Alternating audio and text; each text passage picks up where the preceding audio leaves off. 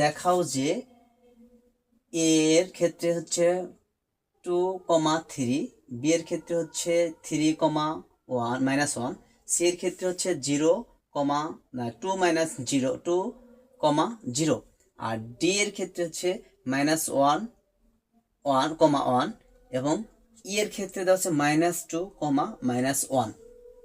এই যে শীর্ষ বিশিষ্ট বহুভুজ অর্থাৎ 5টা বিন্দু দেওয়া আছে। কয়টা বিন্দু দেওয়া আছে? 5টা বিন্দু। অর্থাৎ এটাকে বলা হয় কি বহুভুজ। বহুভুজের কি নির্ণয় করতে ক্ষেত্রফল 11 হবে। এই 5টা বিন্দু দিয়ে একটা ক্ষেত্রফল হবে, যে ক্ষেত্রফলটা হবে হচ্ছে কত নির্ণয় করলে হবে কত 11 বর্গ একক। এটা আমাকে কি করতে হবে? দেখাতে বলছে, অর্থাৎ প্রমাণ করতে বলছে যে এই 5টা বিন্দু দিয়ে যে ক্ষেত্রফলটা হবে সেই ক্ষেত্রফলটা হবে হচ্ছে কত 11। ঠিক আছে, তাহলে আমরা এখন এই 5টা বিন্দু দিয়ে আমরা একটা কি ছক কাগজে বা গ্রাফ পেপারে আমরা কি আগে বহুভুজটা কি করতে হবে? আমাদেরকে অঙ্কন করতে হবে। বহুভুজটা আমাদের কি করতে হবে? অঙ্কন করতে হবে। যেহেতু আমাদের কাছে গ্রাফ বা ছক কাগজ নেই, সেহেতু আমরা বোর্ডেই আঁকাবো। একটু তোমরা সবাই মনোযোগ সহকারে দেখো, যাতে আমাদের অঙ্কনটা কি বুঝতে এবং অঙ্কনটা করতে কি সুবিধা হয়।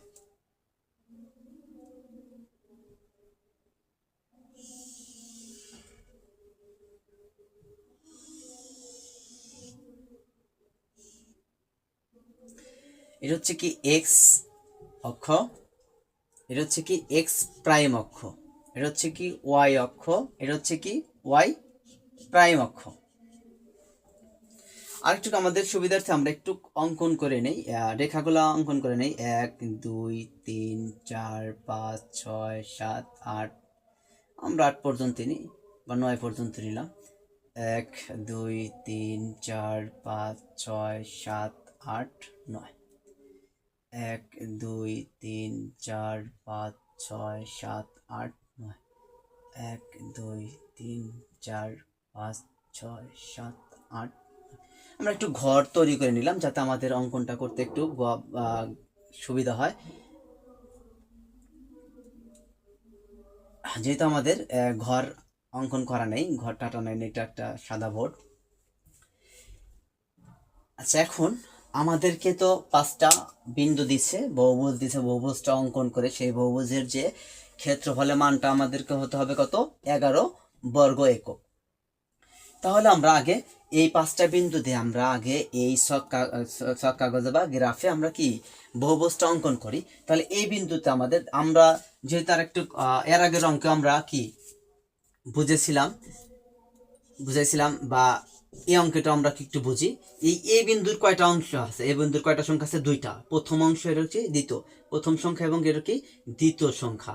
প্রথম সংখ্যা এবং দ্বিতীয় সংখ্যা। প্রথম সংখ্যাকে বলা হয় কি? প্রথম সংখ্যাকে বলা হয় কি বুজ। প্রথম সংখ্যাকে বলা হয় কি বুজ। আর বুজ হচ্ছে কি, যদি বুজটা যদি ধনাত্মক হয়, বুজটা যদি কি হয় ধনাত্মক হয়, তাহলে এক্স অক্ষ বরাবর, এই এক্স অক্ষ বরাবর। আর যদি এই বুজটা যদি ঋণাত্মক হয় তাহলে এক্স প্রাইম অক্ষ বরাবর।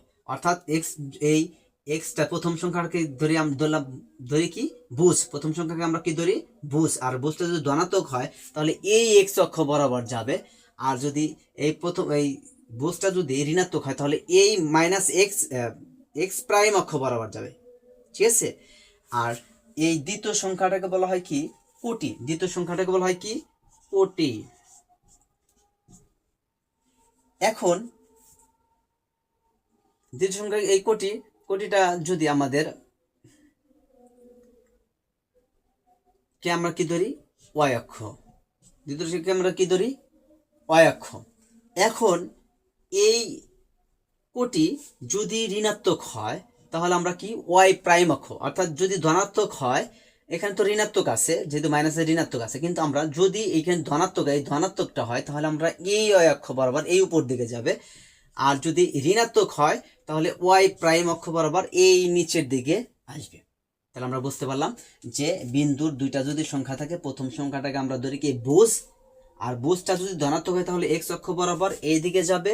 আর যদি বুজটা যদি ঋণাত্মক হয় তাহলে এই এক্স প্রাইম অক্ষ বরাবর এই দিকে আসবে। আর দ্বিতীয় সংখ্যাটাকে ধরা হয় কি কোটি। আর কোটিটা যদি ধনাত্মক হয় তাহলে y অক্ষ বরাবর এই উপর দিকে যাবে, আর যদি এই কোটিটা যদি ঋণাত্মক হয় যেমন এখানে আছে, তাহলে এই কোটিটা যদি ঋণাত্মক হয় তাহলে y প্রাইম অক্ষ বরাবর অর্থাৎ এই নিচের দিকে আসবে। আশা করি আমরা বুঝতে পারছি।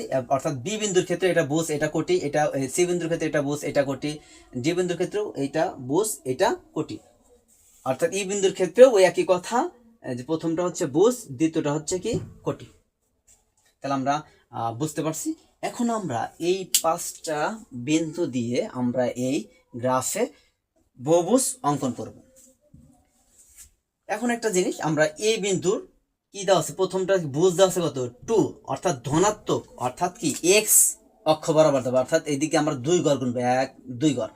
এখন 2 ঘর এখানে যাওয়ার পরে আমরা কোটির দিকে একটু খেয়াল করবো, কোটিতে আমাদের কি আছে, ঋণাত্মক আছে না, অর্থাৎ -3, তার মানে কি ওয়াই প্রাইম অক্ষ বরাবর, অর্থাৎ এই নিচের দিকে 3 ঘর আসবে, তার মানে 1 2 এই 3, তার মানে এখানে এই বিন্দুটা আমাদের এখানে এসে ঠেকলো, ঠিক আছে। তার মানে এই বিন্দুটার নাম কি, আমরা দেব এ।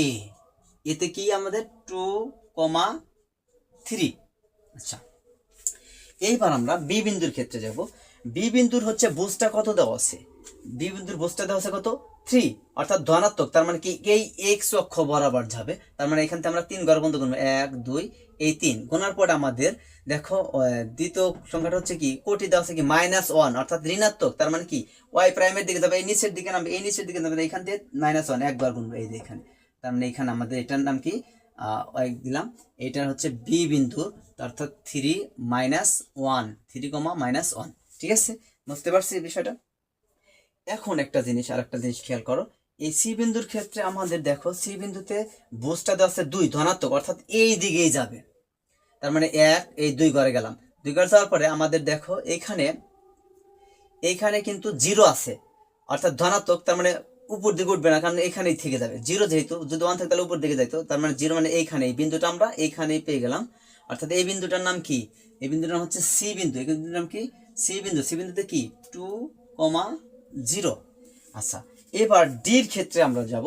ডির বুঝটা দেওয়া আছে কি -1, অর্থাৎ কি আমরা এক্স প্রাইম বরাবর যাবে, ঋণাত্মক যেহেতু, তাহলে এক্স প্রাইম বরাবর গেলে -1, তার মানে এই এক ঘরে যাওয়ার পরে আমাদের কোটিটাও কি 1 দেওয়া আছে, তার মানে ধনাত্মক, তার মানে কি এই উপর দিকে যাবে। হ্যাঁ, তার মানে এখানে আমরা একটা তার মানে আমাদের বিন্দুটা এখানে পেলাম, এই বিন্দুটার নাম আমরা কি ডি। ডিতে আমাদের কি আছে -1,1। এইবার আমরা আসবো হচ্ছে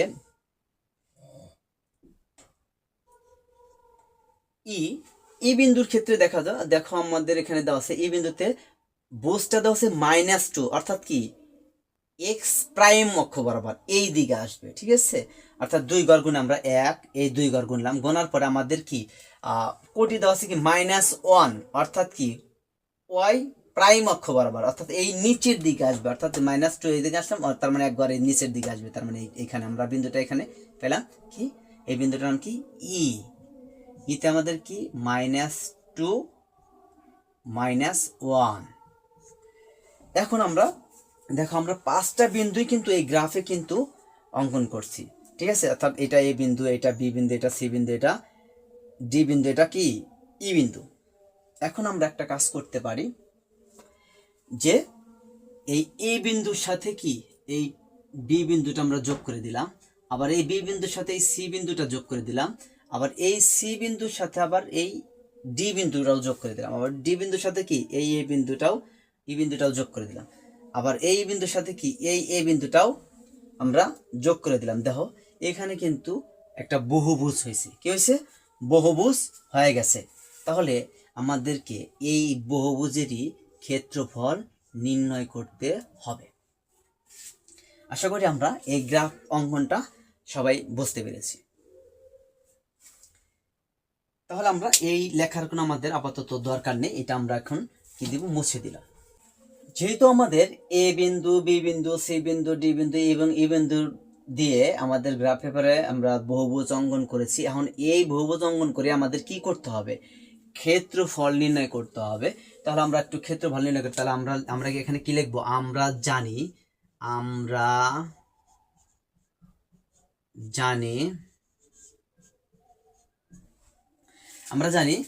বহুভুজের ক্ষেত্রফল, হ্যাঁ, A B C D E, আমরা জানি A B C D E বহু ভুজের ক্ষেত্রফল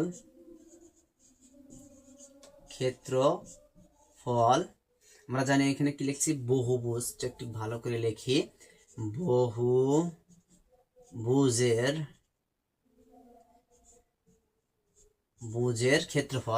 বহুভুজের ক্ষেত্রফল আমরা লিখতে গেলে যখন লিখবো কি এখানে হাফ, তাহলে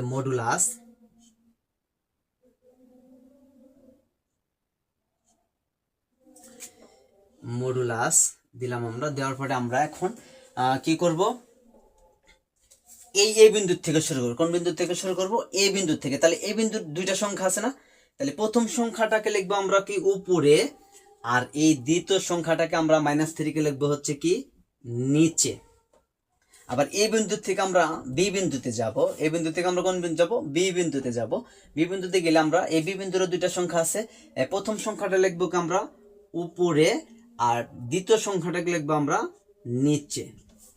আবার বি বিন্দু থেকে আমরা সি বিন্দুতে যাব, সি বিন্দুর ক্ষেত্রে দুইটা সংখ্যা আছে, এই দুইটা সংখ্যার প্রথম সংখ্যাটা হচ্ছে কি উপরে, দ্বিতীয় সংখ্যাটা হচ্ছে কি নিচে।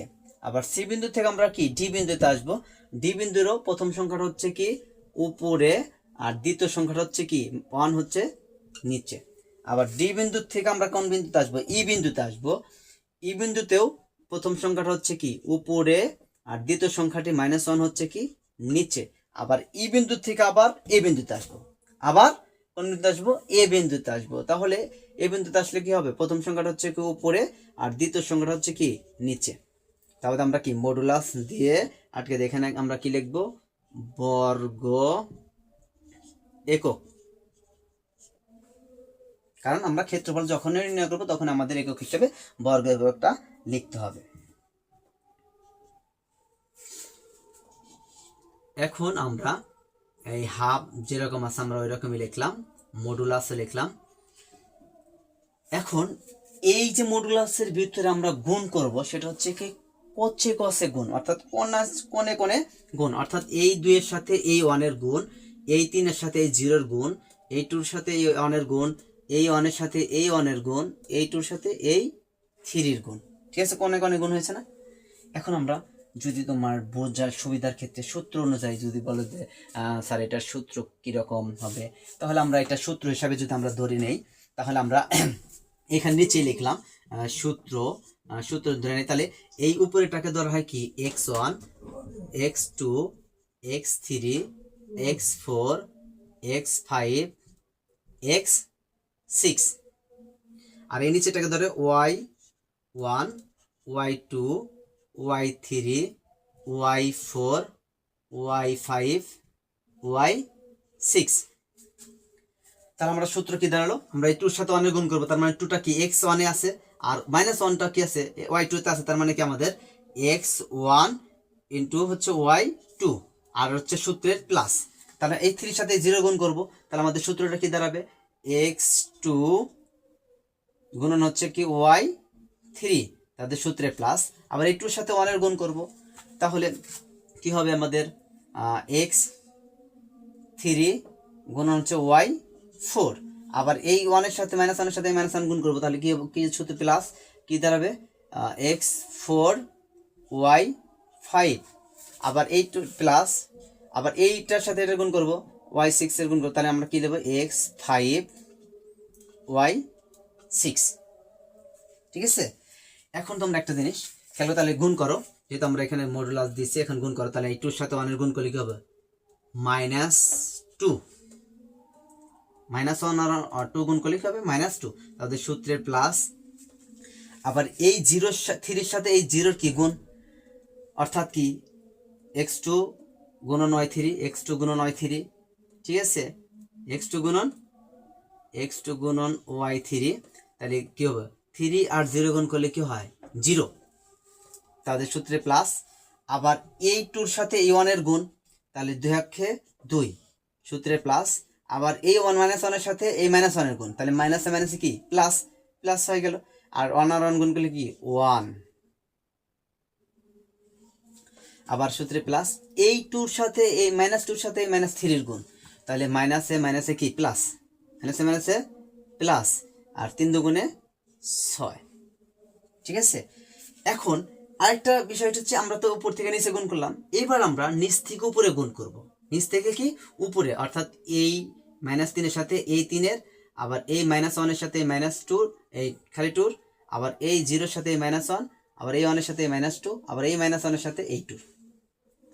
যখন আমরা নিচ থেকে এই উপরে গুণ করব তখন আমরা কি তারা মাইনাস দ্বারা শুরু করতে হবে, মাইনাস সূত্র কি হবে মাইনাসের দ্বারা, তার মানে এইখানে এই বরাবর লিখতে হবে। তার মানে কি নিচ থেকে উপরে যখন যাবো তখন কি y1 গুণন হচ্ছে কি এটার সাথে যখন গুণ করবো তার কি এটা কি কোন অবস্থা আছে 2, তার মানে y1 x2।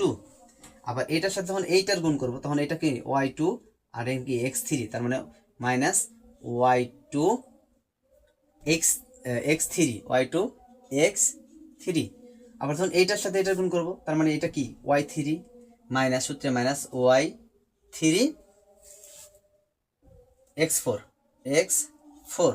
আবার যখন এইটার মাইনাস সূত্রে মাইনাস দেবো আমরা, আবার এটার সাথে যখন ওইটার গুণ করবো তখন কি y4 ইন্টু x5।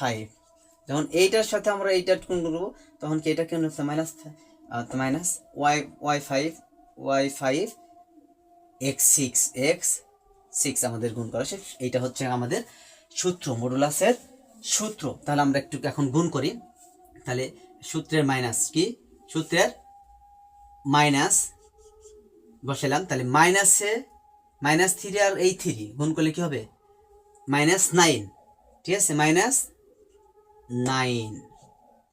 তাহলে সূত্রের মাইনাস, আবার এই মাইনাসের সাথে এই 2 গুণ, তার মানে -2, আবার সূত্রে মাইনাস, আবার এই 0-এর সাথে এই -1-এর গুণ, তাহলে 0-এর সাথে -1-এর গুণ করলে কি হবো 0ই হয়, তাই এটা ব্র্যাকেট দিতে হবে না, 0ই হয়। তাহলে সূত্রে মাইনাস, আবার এই 1-এর সাথে এই -2 গুণ করলে কি হবে -2, তাহলে সূত্রে মাইনাস, আবার এই -1-এর সাথে এই 2 গুণ করলে কি হবে -2। তাহলে আমাদের গুণ করা শেষ। এবার হচ্ছে মডুলাস দিলাম, মডুলাস আটকে দিলাম, এবার কি বর্গ একক। ঠিক আছে, এখন আমরা এই হাফ রাখলাম, এবার এই মডুলাসও দিলাম, আমরা দিলাম মডুলাস। এখন এই সূত্রটা আমাদের দরকার নেই, সূত্রটা বোঝা আমরা তো সবাই বুঝতে পেরেছি, তাহলে আমরা একটু মুছে দিতে পারি। সূত্রটা আমরা মুছেই দেই।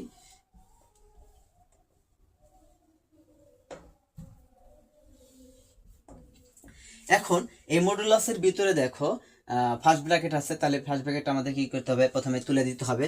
তাহলে আমরা একটু ফার্স্ট ব্র্যাকেট তুলে দিই, তাহলে -2, 0 আর কি লিখতে হবে, 0 আর লেখা লাগবে না, তাহলে +2 +1 +6 মাইনাসে মাইনাসে কি +9 মাইনাসে মাইনাসে কি +2, আর 0 আর লিখলাম না, মাইনাসে মাইনাসে কি +2 মাইনাসে মাইনাসে কি +2। ঠিক আছে, মডুলাস বর্গ একক। ঠিক আছে, কারণ আমরা এখানে কিন্তু 0টা লিখি নাই। ঠিক আছে, একটু তোমরা একটু এই দিকটা মাথায় রাখার চেষ্টা করো। এবার আমরা এই হাফ যেরকম আছে আমরা ওই রকমই রাখলাম, মডুলাসটাও রাখলাম, এই -2 যে পাশে রাখলাম আমরা। এখন এই সবগুলাই কি যোগ না, তাহলে যোগ করি, 2 আর 1 কত 3, মাইনাস এটা আমরা রেখে দিলাম, 2 আর 1 কত 3, 3 আর 6 9, 9 9 18, 18 আর 2 কত 20, 20 আর 2 কত 22, 22 আর 2 কত 24, যোগ 24 মডুলাস বর্গ একক। এখানে কি আমরা 2 রাখলাম, আর এই প্লাসের গুলা যোগ করলাম। ইচ্ছা করলে আমরা এখান থেকে কি 24-তে 2 অটোমেটিক বাদ দিয়ে দিতে পারতাম, কিন্তু আমরা লিখলাম। তাহলে হাফ দেবাসে ভাই। এখন আর আমরা এই মডুলাসটা কি দেব না, মডুলাস না দিয়ে আমরা এখানে কি লিখবো, মডুলাসকে তুলে দিয়ে আমরা কি লিখবো গুণ চিহ্ন দেব। এখন এই মডুলাসের ভিতরে একটা যোগ একটা বিয়োগ আছে, তাহলে 24-এর থেকে যদি আমরা 2 বাদ দিই কত থাকে 22, আর আমরা কি লিখবো আমরা বর্গ একক। এখন একটা জিনিস দেখো, খেয়াল করো এইদিকে, এই 2 সাথে কিন্তু এই 22 কাটা যায়, অর্থাৎ 2 একে 2, 11 দুগুণে 22, অর্থাৎ তাহলে আমরা কি পেলাম এখন 11 বর্গ একক। ঠিক আছে, তাহলে আমাদের দেখো মিলছে 11 বর্গ একক, এটাই।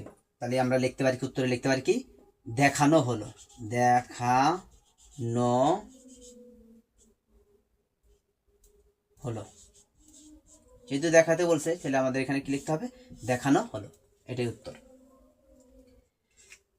আর তোমাদের সুবিধার্থে যে আমরা এখানে দেবো x1 x2 y1, এগুলা এগুলা কি এগুলা কি এগুলা লিখতে হবে না, আমরা বোঝার জন্য, তোমাকে বোঝানোর জন্য আমরা এটা কি লিখে দিয়েছিলাম। আবার এই যে এখানে যে ক্রস করে আকারে দেখাইছি, এটাও তুমি না চাইলে দেখাতেও নাও পারো, তোমার দেখাতে হবে না, কিন্তু তোমার সুবিধার্থে যখন তুমি বাসায় নিজে নিজে করবা তখন এরকম ভাবে ক্রস করে বা x1 y1 এগুলা ধরে লিখলে তুমি অতি সহজেই বুঝতে পারবে। ঠিক আছে, তখন তুমি করতে পারবে, কিন্তু পরীক্ষার খাতায় তোমাকে কখনোই এরকম ভাবে x1 y1 এরকম ধরে লিখতে হবে না, বা এরকম ক্রস করে দাগ টেনে টেনেও লিখতে হবে না। ঠিক আছে, আশা করি আমরা সবাই অঙ্কটি বুঝতে পেরেছি।